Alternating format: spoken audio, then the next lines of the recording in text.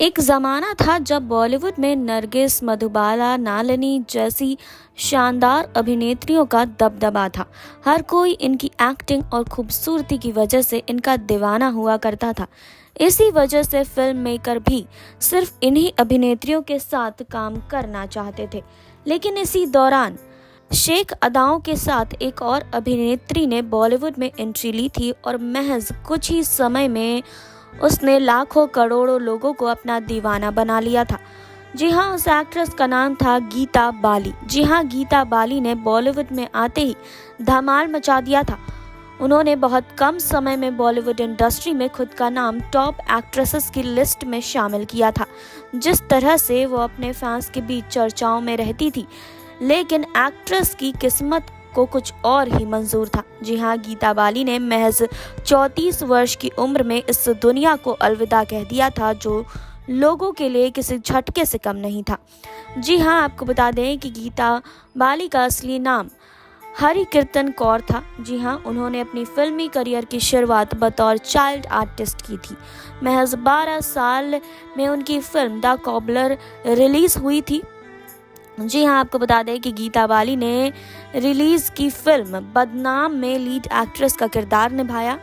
इसके बाद उन्होंने कभी पीछे मुड़कर नहीं देखा। उस जमाने में उन्होंने बैक टू बैक फिल्मों में काम किया। महज 10 साल में गीता बाली ने 70 से ज़्यादा फिल्मों में काम कर लिया। लेकिन 21 जनवरी 1965 को गीता बाली का महज 34 वर्ष की उम्र में अचानक निधन हो गया। उन दिनों एक्ट्रेस चेचक की बीमारी से जूझ रही थी और आखिर में वो इस बीमारी से हार गईं और इस दुनिया को उन्होंने अलविदा कह दिया। गीता बाली के निधन की खबर सुनकर हर कोई हैरान रह गया था। अपने आखिरी दिनों में गीता बाली राजेंद्र सिंह बेदी के उपन्यास एक चादर मैली सी पर आधारित फिल्म रानो की शूटिंग कर रही थी। इस फिल्म में वह एक विधवा महिला का किरदार निभा रही थी, जो अपने पिता के निधन के बाद अपने देवर से शादी कर लेती है। इस फिल्म की शूटिंग पंजाब के एक गांव में चल रही थी और यहीं पर गीता बाली चेचक की चपेट में आ गई, जिस वजह से धीरे धीरे उनकी तबीयत बिगड़ती चली गई। मां के निधन के बाद गीता बाली के बेटे आदित्य ने बताया था कि मेरी मां सिर्फ 15 दिनों में चली गई थी। मैं पंजाब से उस गांव में भी गया था जहां मेरी मां को चेचक हो गया था। मैं बोर्डिंग स्कूल से सीधा अपनी मां के साथ उस स्थान पर गया था, जिसके बाद वह बीमार पड़ गई थी। उन दिनों मेरे पिता भी अपनी फिल्म तीसरी मंजिल की शूटिंग में बिजी थे, लेकिन उन्हें जैसे ही मां के बारे में पता चला, उन्होंने शूटिंग को बीच में रोक दिया। लेकिन देखते ही देखते उनकी स्थिति बिगड़ने लगी और वो इस दुनिया से चली गई। कहा जाता है कि गीता बाली के निधन से लेखक राजेंद्र बाली को एक गहरा झटका लगा था, जिस वजह से वो काफ़ी परेशान रहने लगे थे। गीता बाली के अंतिम संस्कार के दौरान वो इतने व्याकुल हो गए थे कि उन्होंने अपनी फिल्म रानो की स्क्रिप्ट एक गीता बाली के अंतिम संस्कार के दौरान जला दी थी। यह देखकर वहाँ मौजूद हर कोई हैरान रह गया था। जी हाँ, गीता बाली और एक्टर शम्मी कपूर की लव स्टोरी बॉलीवुड इंडस्ट्री में काफ़ी ज़्यादा मशहूर है। दोनों की मुलाकात 1955 में फिल्म मिस कोका कोला के सेट पर हुई थी।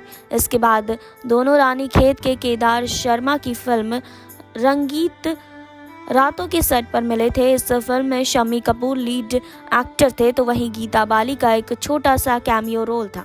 लेकिन इस दौरान दोनों की दोस्ती हुई और दोस्ती प्यार में बदल गई। इस दौरान गीता एक टॉप एक्ट्रेस थी, तो वहीं शम्मी स्ट्रगल कर रहे थे, लेकिन इसके बाद भी दोनों का प्यार परवान चढ़ा। आपको बता दें कि शम्मी कपूर और गीता बाली की शादी के लिए दोनों के परिवार राजी नहीं थे। उस जमाने में कपूर खानदान से ताल्लुक़ रखने वाली सभी महिलाएं फिल्मों से दूर रहती थी। इसी वजह से पृथ्वीराज कपूर ने अपने बेटे शम्मी की शादी गीता बाली से नहीं करवाना चाहते थे, लेकिन प्यार के हाथों मजबूर शम्मी और गीता ने परिवार के खिलाफ जाकर मंदिर में शादी की थी। दोनों की शादी में सिर्फ पंडित के अलावा कोई भी नहीं था। शादी के बाद कपल के 2 बच्चे कंचन और आदित्य हुए। दोनों अपनी शादीशुदा ज़िंदगी में काफ़ी ज़्यादा खुश थे, लेकिन ये खुशी भी ज़्यादा समय तक टिक नहीं पाई।